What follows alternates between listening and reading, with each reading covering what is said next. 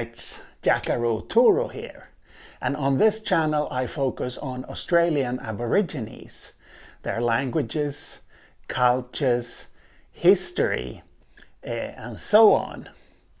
And today I would like to talk about the concept home. How do you express that in the Australian Aboriginal context? We are going to look specifically at the Ngarla language, which I studied in the Pilbara region of Western Australia. And we have two ways of expressing here where someone is living or staying. First, what is home? Well, there is a very interesting book written by Professor Michael Jackson. I was going to show it here, but I have been in the process of moving and I can't find my copy right now. You know what it's like to move, I'm sure. It must be in one of the boxes with books. But regardless of the fact that I can't find it right now, it's called At Home in the World by Professor Michael Jackson. This is not the two-colored man who died in 2009 when he had administered too much anesthetic to himself. Rather, this Michael Jackson comes from New Zealand, and he is a professor of anthropology. He was at the University of Copenhagen for a while. I believe he is at Harvard now. And I highly recommend this book, in which he describes how a group of Aborigines in the central parts of Australia, a group that had until relatively recently been nomadic, how they see home, what home is for them. And it turns out that it is the whole tribal territory that is home. And I guess that begs the question, if a certain location within the tribal territory, say a specific house, if that becomes home, how do you talk about that? In English, we have the word home. And this seems to be a thing in Germanic languages. In Swedish, we have both hem and hemma.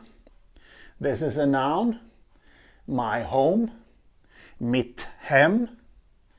And if I want to say, I am at home, I would say, jag är hemma. Although it seems that German has lost this word or words, and they use the same type of construction that they have in the Romance languages that I'm familiar with. I have studied Spanish at the university. I speak Spanish, which means that I can also read Portuguese, but not understand what they say when they speak. Italian is fairly easy to understand, and I can read French, although it's slow going, but I don't understand what they say either. So in these four languages we have a construction with the word house. Estoy en casa in Spanish, literally I am in house. And the word house makes double duty as house and home. So, estoy en casa, I am at home. And if you are moving to home, you say that you are moving a casa. Me voy a casa. And we find the same in German. Zu Hause, nach Hause. So, in an Aboriginal language, where they have not previously talked about one specific place as home, where they haven't thought about one specific place as home. How do you talk about this?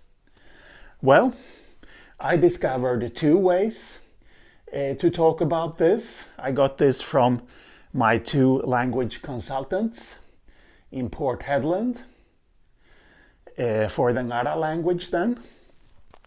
One of them asked me this one time when I came up to Port Hedland. Wanjakalu ngarian nimba. Literally, where are you sleeping? And I suppose that's a way you could express where someone is staying, where they are sleeping. I don't know if this is something people asked each other back in traditional times when different group met.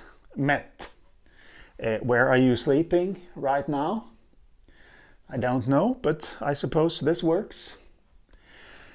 And also, my main consultant said this. I am going. First, we might note that when two identical syllables occur next to each other, one of them is deleted in ngara. So this is not ngaya yanangayan, but it becomes ngayanangayan. And then nganungagani, tundigani, mayagani. Three words which all take allative marking at the end. Nganunga, first person singular, pronoun genitive, so my. Maya is house, comes from some Aboriginal language further south in Western Australia, though it's a bit unclear which language this word comes from originally. Maya for house. So essentially this is the same thing as we find in the Romance languages that I am familiar with. If you know of a Romance language where they don't use this construction but have another type of construction, do write in the comments so that we can all hopefully learn something. But this here is difficult to know why it's here.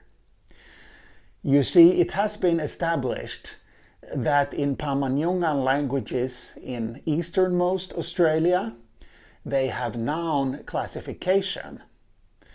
So you have a head word, the word you want to use in a particular context. Our head word is Maya. And then you put another word before it that serves as a classifier to show which noun class it belongs to. This occurs in easternmost Australia. And you could say that the words are classified into different noun classes. So they are classified irrespective of context where they occur. In Central Australia, however, these words that occur before the head words, they classify or show the use of the head word in particular contexts. So in the contexts where they occur. What does that mean? It means that the use of a classifier here shows what sense the head word is used in the context. So you could use different classifiers to imply different things. And then we come to the western part of Australia, where these words are used very infrequently. And it's difficult to know, do they serve a purpose? Do they have a particular function when they occur. And it's hard to know because they occur so infrequently. So my consultant said this, but I don't know what to make of this part. Literally, this word means cave in Ngarla. And these classifiers further east are also used on their own, with meanings on their own. So these words do double duty. So you can absolutely have a word meaning cave that is also a classifier, also functions like a classifier. So caves were, of course, where Aborigines in this part of Australia originally stayed when they felt a need to have something over their heads, a roof of some kind. This was during the monsoon season. So anyway, I'm going to my house, meaning I'm going home. Yes, home. And two ways to express this in one particular Australian Aboriginal language. This will be all for today. If you've made it this far, why not hit like and send this video to someone else who might be interested in it. And I will be back. So, see you later.